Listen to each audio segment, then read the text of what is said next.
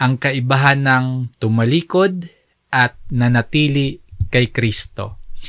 Pag-aralan po natin ito mula sa John chapter 6 verse 60 hanggang verse 61. Ang mga salin ng Biblia na atin pong gagamitin, ang Bagong ang Biblia at New King James Version. Isa sa pinakamalungkot na karanasan sa buhay Kristiyano ay ang makita ang isang tao na dati nating kasama sa pananampalataya, kasamang sumasamba, kasamang naglilingkod at nag-aaral ng Biblia, at kasamang nagpapahayag ng pananampalataya na sa paglipas po ng panahon, unti-unting lumalayo sa Panginoon. Ang iba, hindi na natin nakakasama sa mga fellowship, hindi na nakikita sa loob ng church, sa mga gatherings. At ang iba, tuluyan ng tumigil o tuluyan ng huminto sa pagsunod kay Kristo. Mga hayaga ng tumalikod sa kanilang pananampalataya. Kapag nangyayari po ito, ang tanong na maaaring pumasok sa ating isip, ano ang nangyari sa kanila? Bakit ang ilan tumatalikod samantalang ang iba naman nananatiling tapat, nagpapatuloy sa pagsunod? Ang ano po yung kaibahan ng tumalikod at ng nananatili? Ang tanong na ito, hindi lamang tanong sa atin ngayon, kundi sa ating pag-aaral dito sa John chapter 6, dito sa verse 60 hanggang verse 71, makikita natin ang isang katulad na sitwasyon o katulad na pangyayari na matapos marinig ng maraming alagad ang mahirap na pagtuturo at mabigat na pananalita ng Panginoong Hesus, marami sa kanila tumalikod. Marami sa kanila hindi na muling sumama kay Hesus. Pero meron pa rin namang mga nanatili. Yung mga nanatili na yon, nung tanungin sila ng Panginoong Hesus kung aalis din ba sila, kung susunod ba sila sa mga tumalikod, ito po ang sagot ni Apostol Pedro sa John chapter 6, dito sa verse 68. Panginoon, kanino kami pupunta? Ikaw ang may mga salita ng buhay na walang hanggan. Hindi man po agad na sinasagot ng talatang ito ang lahat ng ating mga theological na mga katanungan. Malinaw naman itong pinapakita yung dalawang magkaibang pagtugon sa mga salita ng Panginoong Hesus. Anong pagtugon po yun? May mga tumalikod at may mga nanatili. Pareho nilang narinig ang Panginoon. Pareho nilang narinig ang mensaheng ipinangaral. Pareho nilang narinig ang parehong katotohanan. Kaya lang, naging magkaiba yung kanilang tugon. Mula po sa John chapter 6, sa verse 60 hanggang verse 71, makikita natin yung dalawang grupo ng mga alagad. At habang pinag-aaralan po natin ang tekstong ito, katulad sa palagi pong paalala sa atin, siyasatin natin ang ating mga sarili sa pamamagitan ng salita ng Diyos. At tandaan din po nating sa partikular na tagpo sa bahagi ng mga talatang ito, ang layunin po ay hindi lamang sabihin sa atin o hindi lang ipaalam sa atin o hindi lang tayo bigyan ng katuruan tungkol sa nangyari sa mga alagad noon, kundi hamunin din po ang bawat isa sa atin. Kumbaga, i-challenge din ang bawat isa sa atin ngayon na ano yung magiging tugon natin kay Kristo? Ano yung magiging tugon natin kapag narinig natin ang kanyang pangangaral? At ano yung magiging tugon natin sa salita ni Kristo? Sa unang punto po ng ating pag-aaral, ang mga alagad na tumalikod. Ang mga tumalikod sa kwentong ito, tinatawag pa rin mga alagad. Mga disciples. Kasi sila pa rin yung kabilang sa mga sumusunod kay Jesus nung panahong ito. Pero habang nagpapatuloy yung salaysay, makikita natin na yung mga alagad na tinatawag dito ay nagkaroon ng ibang tugon sa mga salitang narinig nila mula kay Jesus.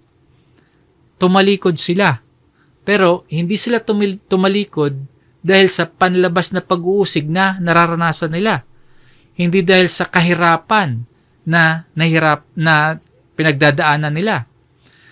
Tumalikod sila matapos nilang marinig ang pagtuturo ng Panginoong Hesus. Dito natin makikita ang isang mahalagang katotohanan. Ang salita at ang pangangaral ni Kristo, hindi lamang ito nagbibigay ng buhay, hindi lang ito nagbibigay inspirasyon, hindi lamang ito nagbibigay payo at kalakasan ng loob, kundi ang salita at pangangaral ni Kristo ay naglalantad din ng tunay na kalagayan ng puso ng tao. Pansinin po natin yung unang katangian ng mga alagad na tumalikod. Sa una po, hindi nila tinanggap ang mahirap na pagtuturo ni Kristo. So ito po pala yung dahilan ng pagtalikod nila. Ito pala yung kanilang dahilan. Hindi dahil nausig sila. Hindi dahil nahirapan sila sa buhay kaya sila tumalikod. Kundi sa mensaheng narinig nila. Sa verse 60 dito sa John chapter 6, nang ito ay marinig ng marami sa kanyang mga alagad, sila ay nagsabi. Mapapansin natin dito, yung naging problema ng mga alagad ay hindi dahil hindi nila narinig ang Panginoon. Narinig nila si Jesus. Hindi rin dahil kulang yung paliwanag o magulo yung pangangaral ni Jesus. Kundi ang problema po, yung kanilang naging pagtugon sa mga salitang ipinahayag ni Jesus. So ano ba itong nang ito ay marinig ng marami o when they heard this? Yung ito po o this, tumutukoy sa mga itinuro ng Panginoong Hesus sa naunang bahagi ng chapter 6. Lalo na yung pagpapahayag ni Jesus na siya ang tinapay ng buhay at ang kanyang panawagan na kainin ang kanyang laman at inumin ang kanyang dugo. Hindi po yun panawagan na literal na pagkain at literal na pag-inom, no? Kundi isang matalinghagang paglalarawan ng ganap na pagtanggap kay Kristo sa pamamagitan ng pananampalataya. Kaya lang, nung marinig ito ng mga alagad dito, hindi iyon tinanggap ng mga alagad. Niliteral nila at hindi nila nakita yung spiritual na kahulugan ng matalinghagang kapahayagan na iyon ng Panginoong Hesus. So, nung marinig ito ng marami sa kanya mga alagad, sa halip na magsiyasat sila, sa halip na magsuri pa sila, sa halip na maghanap pa sila ng kaliwanagan, at magtanong sila, ganito ang sinabi nila. Mahirap ang pananalitang ito. Sino ang may kayang makinig nito? Ang salitang hard sa phrase na hard saying o yung mahirap mula sa salitang Grego na skleros, tough, no, fierce, hard. Pero hindi nangangahulugan na mahirap unawain. Ang diwa nito, mahirap tanggapin. Yung hard saying, mahirap tanggapin, offensive, intolerable.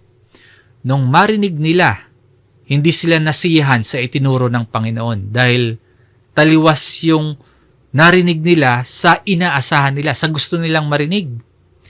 Hindi naging katanggap-tanggap sa pandinig nila dahil ang inaasahan nila literal na tinapay. Kung babalikan natin ang simula ng chapter na ito, makikita nating hinanap nila, sumunod sila kay Jesus matapos silang pakainin sa pamamagitan ng himala. Pero nung ituro na ng Panginoong Hesus na higit nilang kailangan ay tinapay ng buhay kaysa sa tinapay na lumilipas, doon po nagsimulang lumitaw o kaya doon po nagsimulang mabunyag yung laman ng kanilang puso. May mga tao po gustong makinig sa Biblia, gustong makapakinig ng pangangaral ni Jesus, gustong matuto ng salita ng Diyos. Gusto nila hanggat ang mensahe tungkol sa pagpapala. Pero kapag ang salita tumutukoy na sa kasalanan, tumatawag na sa pagsisisi at pagtalikod, nagtuturo na ng pagpapakumbaba at pagsunod at pagpapasakop kay Kristo, doon na nasusubok ang nilalaman ng puso. At mga kapatid, hindi lamang ito nangyayari sa panahon nila. Hanggang ngayon nangyayari ito. May mga lumalapit kay Kristo kasi naghahanap lamang ng kaginhawahan. Naghahanap lamang ng pagpapala, ng kasaganahan o kaya solusyon sa kanilang problema. Pero kapag ang salita na ng Diyos o ang pangangaral ay tumatalakay na sa kasalanan, lalo na sa kasalanang nakasanayan, nagtuturo na ng biblical na pagsisisi ang pangangaral at naghahatid na sa lubos na pagpapasakop sa otoridad ni Kristo, doon na po nasusubok ang tunay na tugon ng puso. Doon na nasusubok ang tunay na layunin ng pagsunod kay Kristo. Dito po, yung mga alagad, imbis na magtanong sila sa ibig sabihin ng narinig nila, nagreklamo na lang sila. Kaya ano po yung sagot ng Panginoong Hesus sa kanila? Sa verse 61 at sa verse 62, ganito ang nakasulat. Subalit si Jesus, palibhasa ay nalalaman niya na ang kanyang mga alagad ay nagbubulungan tungkol dito, ay nagsalita sa kanila. Ito ba ay nakakatisod sa inyo? Ano nga kung makita ninyong umaakyat ang anak ng tao sa kinaroroonan niya ng una? So, sinasabi po dito, kung sa pagtuturo pa lang, kung sa pangangaral pa lang ay hindi na nila matanggap na natitisod na sila, paano pa kaya kung makita nila ang pagbabalik ni Jesus kung saan siya nagmula? Dito po, sa halip na pagaanin ni Jesus yung kanyang mensahe, sa halip na bawasan yung bigat para mapanatili yung maraming tagasunod, hindi po binago ni Jesus yung katotohanan. Hindi po binabago ni Jesus ang katotohanan para maging katanggap-tanggap sa maraming mga tao. Sa halip, ginamit niya ang katotohanan para ihayag kung sino yung tunay na tumatanggap kay Jesus. Mga kapatid, ito rin po ang ginagawa sa atin ng salita ng Diyos hanggang ngayon. Hindi lamang tayo tinuturuan ng salita ng Diyos. Hindi lamang tayo nilalagyan ng katotohanan sa ating isip, kundi sinusubok din ng salita ng Diyos ang nilalaman ng ating puso. Tinatanggap ba natin ang salita ng Diyos kahit ito ay sumasalungat sa ating sariling kagustuhan? O tinatanggap lamang natin ang salita ng Diyos kapag naaayon sa gusto nating marinig, kapag naaayon sa gusto nating malaman? Mga kapatid, nakita natin na hindi tinanggap ng mga alagad yung mahirap na pagtuturo ni Kristo. Pero hindi pa dito nagtatapos yung paliwanag ng Panginoon. Sa susunod ng mga talata, inihayag ni Jesus yung mas malalim na dahilan kung bakit nila tinanggihan ang salita ni Jesus. Tingnan po natin yung ikalawang katangian ng mga alagad na tumalikod. Number 2, hindi sumasampalataya kay Kristo. Matapos silang sawayin o i-rebuke ni Jesus sa kanilang pagrereklamo, hindi sinabi ng Panginoon na ang problema ay kakulangan sa pag-unawa o kaya kulang yung pagpapaliwanag ni Jesus. Sa halip po, itinuro ni Jesus ang ugat ng kanilang problema. Ano ba yung ugat ng kanilang pagtalikod? Sa unang bahagi ng verse 63, ang Espiritu ang nagbibigay buhay. Sa konteksto ng pag-iisip ng mga nakikinig dito kay Jesus, kaya mahirap sa kanilang tanggapin ang mga salita ng Panginoon kasi nung marinig nila na kainin ang laman at inumin ang dugo ni Jesus, literal na pagkain ng katawan at pag-inom ng dugo yung kanilang iniisip.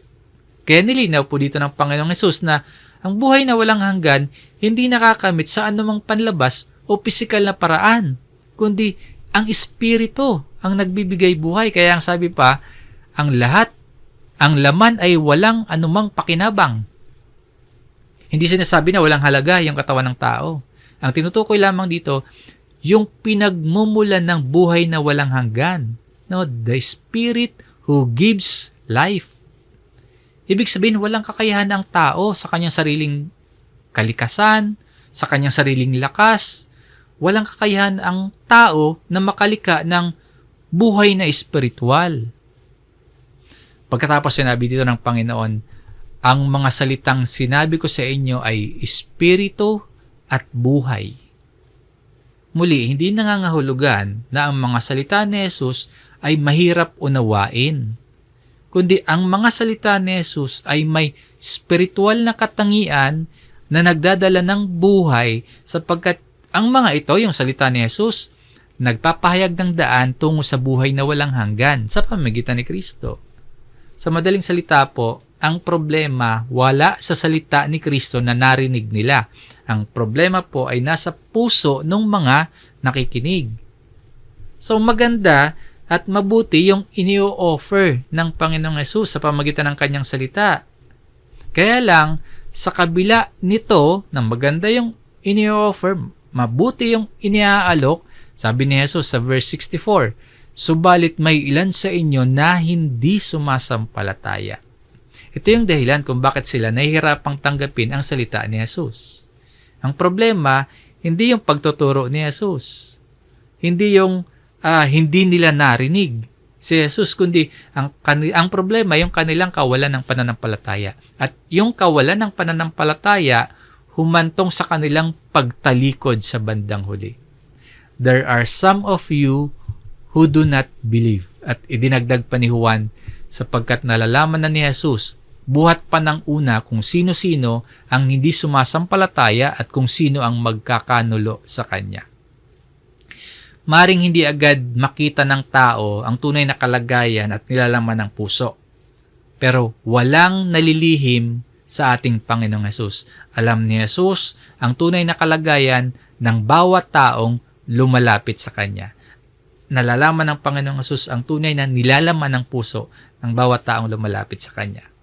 Mga kapatid, ito ang paalala din sa atin ngayon. Maaring makita ng mga tao sa atin yung ating aktibong pakikibahagi at pagdalo sa mga gawain sa iglesia. Maaring makita nila yung paraan ng paglilingkod natin. Maaring makita nila yung panlabas na pagiging relihiyoso natin. Mahalaga yon, pero ang higit na mahalaga ay ang tanong na tayo ba ay tunay na sumasampalataya sa Panginoong Jesucristo? O baka hanggang panlabas lang na pagsunod lang yung nakikita sa atin? Maging maingat po sa pamumuhay Kristiyano. Patuloy na magsuri. Huwag lamang nating tanungin kung gaano na ba tayo katagal sa iglesia, gaano na ba tayo kaaktibo sa mga gawain, gaano ba tayo kalalim at kabisi sa ating mga paglilingkod. Again, mga mahalaga yan. Pero mas mahalagang itanong natin ay, tayo ba ay patuloy na sumasampalataya at patuloy na nagtitiwala sa ating Panginoong Jesucristo? Sapagkat ang tunay na pananampalataya hindi lamang nakikita sa panlabas na gawain, kundi sa patuloy na pagtugon kay Kristo at sa Kanyang mga salita. Nakita natin ang ugat ng problema. Hindi kakulangan ng paliwanag ni Jesus. Hindi dahil hindi nangaral sa kanila si Jesus, kundi ang ugat ng problema, kawalan nila ng pananampalataya. Sa kasunod na talata po, ipinaliwanag ni Jesus kung bakit may mga hindi sumasampalataya sa Kanya. Ito yung ikatlong katangian ng mga alagad na tumalikod. Number 3, hindi makalalapit kay Kristo malibang ipagkaloob ng Ama.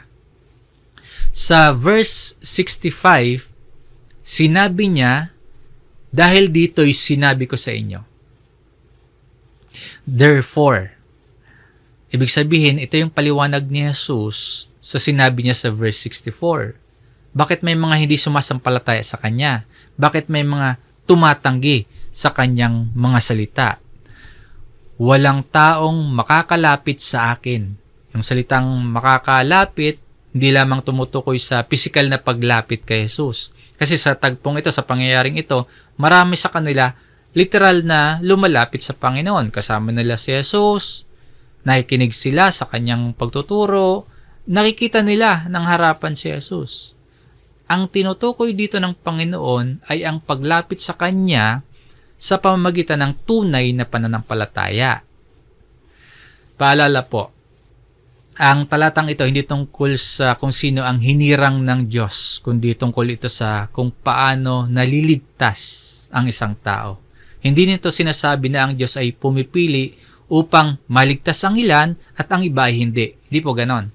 Sa halip, ipinapakita nito na ang kaligtasan ay hindi sa pamamagitan ng sariling pagsisikap o kaya sariling kakayahan o kaya sariling talino, kundi ito ay sa pamamagitan ng biyaya ng Diyos na kumilos sa puso ng tao para tumugon. Tulad ng sinabi ni Jesus sa John chapter 6 verse 45, ang bawat nakikinig sa Ama at natututo sa Kanya ay lalapit sa akin. Ang paglapit kay Kristo, resulta ng pagtuturo, resulta ng pagkilos ng Ama sa puso ng tao. Pinapakita lamang na walang sino man ang makakalapit kay Kristo sa sariling kakayahan. Hindi sapat yung sariling karunungan, hindi sapat yung relihiyon o yung pagsisikap ng tao para magkaroon ng tunay na pananampalataya at paglapit kay Kristo. Unless, sabi po dito, malibang ipagkaloob sa Kanya ng Ama. Ang binibigyan din dito ni Jesus, yung katotohanan ng ang paglapit sa Kanya, ang paglapit kay Jesus ng mga tao ay nagsisimula sa pagkilos ng Ama. Hindi sinasabi na walang pananagutan ng tao na sumampalataya sa Kanya. Merong pananagutan ng tao. Merong parte o merong responsibility ang tao.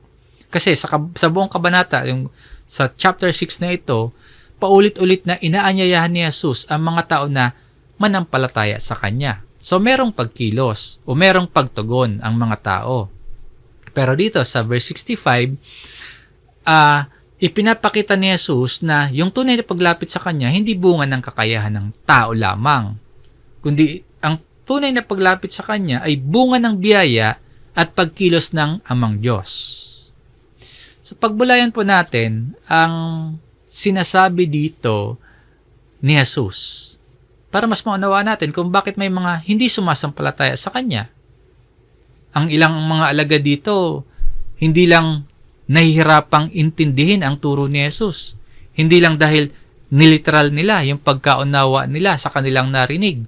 Sa halip, ipinakita ng kanilang hindi pananampalataya na hindi sila lumalapit kay Kristo sa paraang inilalarawan ni Jesus sa talatang ito. Ang biyaya ng Diyos hindi nag-aalis ng pananagutan ng tao na tumugon kay Kristo. Sa halip po, ipinapakita ng talatang ito na ang tunay na pananampalataya, bunga ng pagkilos ng Diyos at ng wastong pagtugon ng tao sa salita ng Diyos. So, mga kapatid, ang paalala sa atin ay ganito.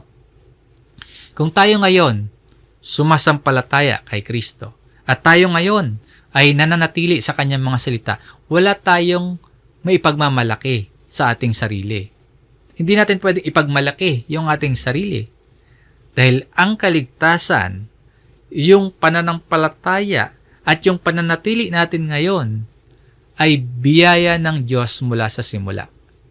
Kasabay nito, huwag pa rin nating ipagwalang bahala yung paanyaya ng Panginoong Hesus na lumapit at sumunod sa Kanya. Habang naririnig natin ang salita ng Panginoon, tumugon tayo ng may pagsisisi, tumugon tayo ng may pananampalataya, sapagkat ang Diyos patuloy na tumatawag sa atin sa pamamagitan ng Ebanghelyo, sa pamamagitan ng salita ni Kristo. Dito natin makikita ang naging bunga ng kanilang hindi pananampalataya. Hindi lamang nila tinanggihan yung mga salita ni Jesus, kundi tuluyan na rin nilang iniwan ang pagsunod sa Panginoon. At ito yung ikaapat na katangian ng mga alagad na tumalikod. Sa ikaapat po, tumalikod at hindi na sumama kay Kristo.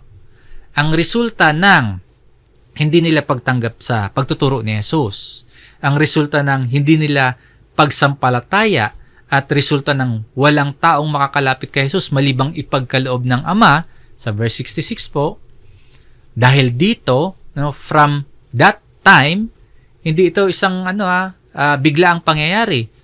Yung kanilang pagtalikod, bunga ng kanilang naging pagtugon sa mga salita ng Panginoong Hesus. Na habang patuloy ang pagtuturo ni Kristo, lalong nahayag yung tunay na kalagayan ng kanilang puso. As a result ng pangangaral ni Jesus tungkol sa kanyang sarili bilang tinapay ng buhay, dahil po doon, marami sa kanyang mga alagad ay tumalikod. Many of His disciples, hindi iilan lamang, kundi marami sa mga dating sumusunod kay Jesus, tumalikod kay Jesus. Pansinin natin na tinatawag pa rin silang mga alagad, tinatawag pa rin silang disciples kasi kasama, nakikinig sila, sumusunod naman sila noong una. Pero sa puntong ito ng salaysay, pinili na nilang palikuran ang Panginoon kaysa tanggapin nila yung mahirap na pagtuturo, pangangaral ng Panginoong Hesus. At hindi na sumama sa Kanya. Ito yung malungkot at masasabi nating maaring pinaka-masakit na bahagi ng talata. Sinasabi dito, and walk with Him no more. At hindi na sumama sa Kanya. Pinapakita nito na tumigil na sila na maging mga alagad. Huminto na sila na maging parte ng mga taong sumusunod kay Jesus. Sa pagkakataong ito, hindi sila ang iniwan ni Jesus, kundi sila yung kusang tumigil sa pagsama sa Panginoon. At kapansin-pansin po na hindi hinabol ng Panginoong Hesus ang mga umalis. At hindi niya binago yung mensahe niya. Hindi niya binawasan yung katotohanan para manatili ang marami na tagasunod. Kundi ang Panginoong Hesus nanatiling tapat sa ipinapahayag ng Ama. Kahit marami yung tumalikod, hindi binago ng Panginoon ang mensahe. Mga kapatid, ito yung seryosong paalala at babala na din sa ating lahat. Hindi sapat ang makarinig ng maraming pangangaral. Mahalaga yung makarinig ng maraming pangangaral. Hindi rin sapat ang makadalo sa mga pagtitipon ng iglesia. Mahalaga din po yon. Hindi rin sapat ang makasama ang mga kapwa mananampalataya. Ang mga binabanggit natin, mahalaga. Pero ang mas mahalagang tanong, patuloy ba tayong nananatili kay Kristo? Patuloy ba tayong nananatili sa Kanyang mga salita? Sapagkat ang tunay na pagsunod, hindi po nasusukat sa kung gaano kaganda o kaya kung gaano kainit ang simula, kundi sa patuloy na pananatili kay Kristo. At dito po nagtatapos ang unang larawan na ipinakita ng John chapter 6. Ang larawan ng mga alagad na tumalikod. Sa kabilang bahagi ng talata, makikita naman natin yung kabaliktaran. Ang mga alagad na nanatili kay Kristo. Ito yung kalawa, ang mga alagad na nanatili. Kung marami ang umalis kay Jesus, mayroon din namang mga nanatili. Hindi natakot ang Panginoong Hesus na bawasan niya yung mensahe o pag-aanin niya yung kanyang mensahe para walang umalis o konti lang yung umalis ng mga tagasunod. Hindi binago ng Panginoon ang kanyang mensahe para manatili ang marami. Sa halip po, hinarap niya yung mga nanatili, yung 12 at tinanong sila. Sa verse 67, kaya't sinabi ni Jesus sa 12, ibig din ba ninyong umalis? Kasi marami nang umalis eh. Matapos yung malungkot na pangyayari, yung pagtalikod ng karamihan na nagpakilalang mga alagad ng ating Panginoong Hesus. Ang Panginoong Hesus, hinarap niya yung natitirang 12. Do you also want to go away? Hindi ito tanong na para bang hindi alam ni Hesus yung magiging sagot nila. Hindi rin ito panawagan na umalis na sila. Sa halip, binigyan sila ni Hesus ng pagkakataong ipahayag kung ano yung nasa kanilang puso. At dito natin maririnig ang isa sa pinakamagandang pagpapahayag ng pananampalataya dito sa Ebanghelyo ni Juan. Ang unang katangian po ng mga nanatiling alagad, una, kinilala nila na si Kristo ang may mga salita ng buhay na walang hanggan. Sa verse 68, sumagot sa kanya si Simon Pedro, Panginoon, kanino kami pupunta? Sa tanong na, ibig din ba ninyong umalis? Kasi marami na yung umalis eh. Ito yung sagot ni Simon Pedro. Hindi sinabi ni Pedro na naiintindihan niya at sang-ayon siya sa lahat. At ang sagot dito ni Simon Pedro, hindi saan. Pansinin po niya, hindi kung saan, hindi lugar, kundi kung kanino. Persona. Ikaw ang may mga salita ng buhay na walang hanggan. Ang mga tumalikod, ang sinasabi nila, mahirap yung pananalitang narinig nila. Pero ang sinasabi dito ni Pedro, you have the words of eternal life. Ang mga tumalikod at mga nanatili, tandaan natin parehong nakinig sa isang mangangaral, si Jesus. Pareho ang narinig nilang mensahe. Kaya lang magkaiba nga yung naging pagtugon nila. Naunawa ni Simon Pedro na ang mga salita ni Kristo hindi pabigat sa buhay, kundi ang salita ni Kristo daan patungo sa buhay na walang hanggan. Mga kapatid, ganito rin ang mga nananatiling alagad ngayon. Maring hindi natin agad naunawaan ang lahat ng mga itinuturo ng Panginoong Hesus. Pero, nananatili tayong nagtitiwala sapagkat alam nating ang mga salita ni Kristo nagbibigay ng buhay. Katulad yan ng isang taong nasa gitna ng dagat. No? Hindi siya kumakapit, hindi siya nananatili sa bangka niya dahil komportable siya doon, kundi nananatili, kumakapit siya doon dahil yun lamang yung makakapagligtas sa kanya. Para dito, kina Pedro, hindi lamang ordinaryong salita ng tao yung napakinggan nila. Kumbaga, yung napakinggan nila, nagka-interest sila, hindi boring, hindi walang kabuluhan, kundi may eternal na benepisyo sa mga tatanggap at sa mga mananatili. At hindi lamang kinilala ni Pedro yung kahalagahan ng mga salita ni Kristo.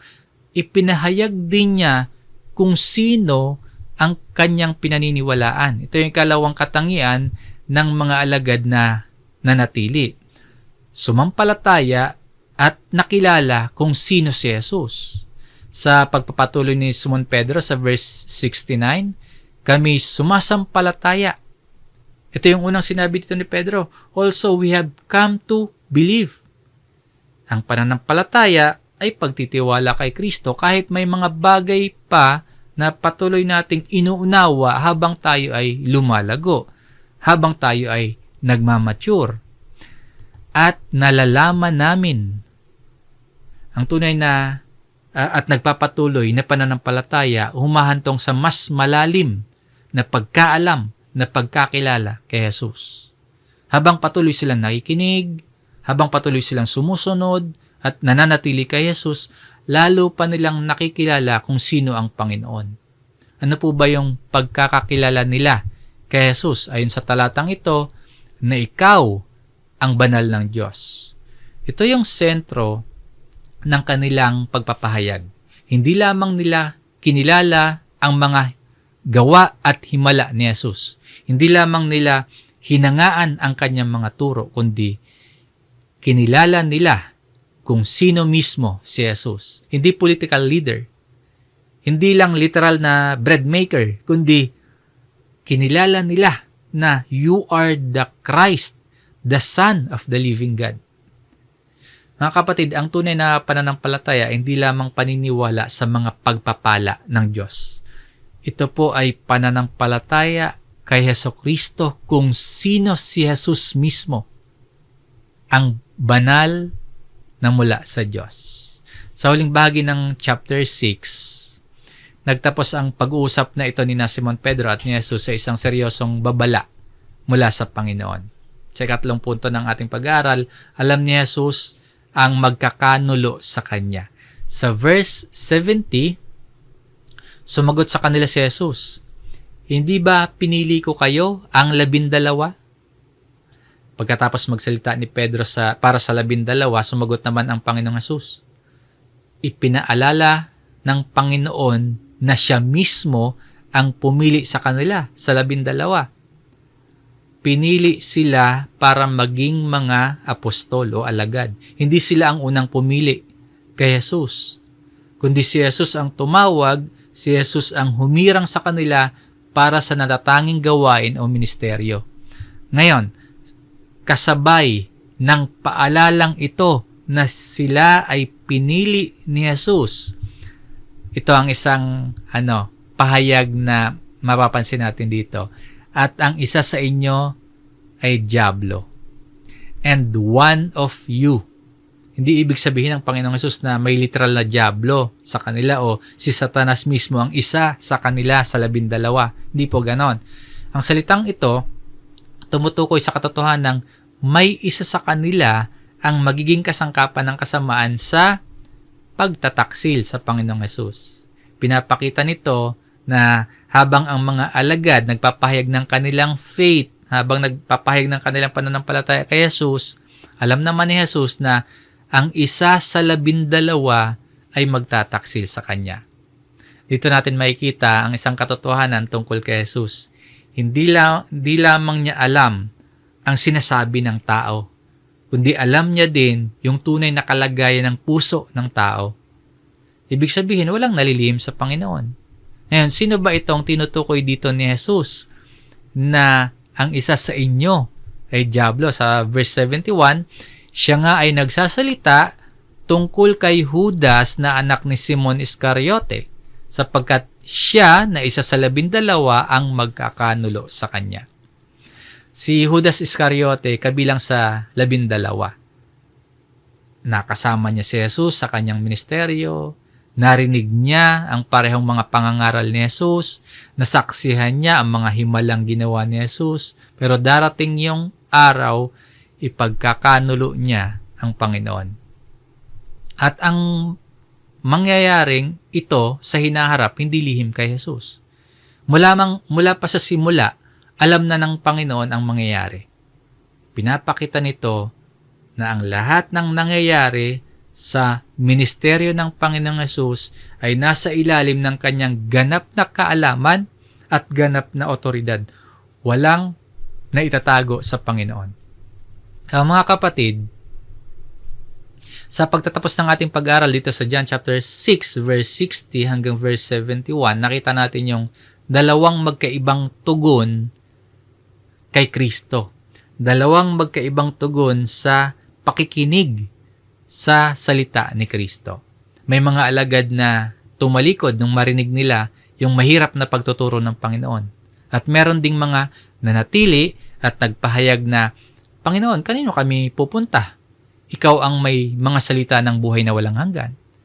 At sa huli, ipinaalala ni Jesus na nalalaman niya, kilala niya ang tunay na kalagayan ng bawat puso. Hindi po sapat yung panlabas na pagiging malapit sa mga gawain ng Panginoon. Again, mahalaga yon. Hindi rin sapat yung pagiging bahagi ng isang grupo ng mga mananampalataya, bagamat mahalaga din yon.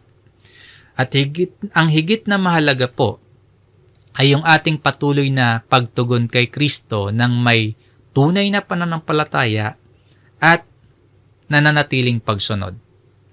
Kaya po ang hamon ng aralin sa bawat isa sa atin ngayon, hindi lamang matiyak natin na kasama ba tayo sa mga alagad, kundi higit sa lahat, matiyak nating nananatili tayo kay Kristo at sa kanyang mga salita. Or ibig din ba nating umalis? Ang tanong ay hindi lamang sa mga unang alagad sa panahon ni Jesus, kundi tanong din para sa atin ngayon. Tanong din sa bawat nakikinig ng salita ng Diyos. Ano ang magiging tugon natin kapag ang kanyang salita ay sumasang-ayon sa gusto natin? Madali tayong manatili. Pero paano kapag ang salita ni Kristo ay humahamon sa ating puso at pamumuhay? Mananatili pa rin ba tayo sa Kanya? Kapag ang pangangaral tumatama sa ating kasalanan, mananatili ba tayo sa pagsunod kay Jesus? Kapag ang Diyos tila hindi sumasagot sa ating panalangin sa paraang gusto natin, sa oras na gusto natin, mananatili pa rin ba tayo sa Kanya? Kapag tayo po ay naharap sa pag-uusig o tukso o paghihirap, kanino tayo unang lumalapit at nagtitiwala? mananatili ba tayo kay Kristo o tatalikod tayo sa Kanya? Nawa po ang maging tugon natin ay katulad ng tugon ni Apostol Pedro. Panginoon, kanino kami pupunta? Ikaw ang may mga salita ng buhay na walang hanggan. Ang salita po ng Diyos ay buhay at buhay. Ang salita ng Diyos, sinusubok nito ang ating katapatan. Inihahayag nito ang laman ng ating puso at inililigtas nito ang ating mga kaluluwa. So ang tanong po, mananatili ba tayo kay Kristo? Hanggang dito po ang ating aralin. Maraming salamat sa inyong pakikinig, mga kapatid. Tayo po ay muling manalangin.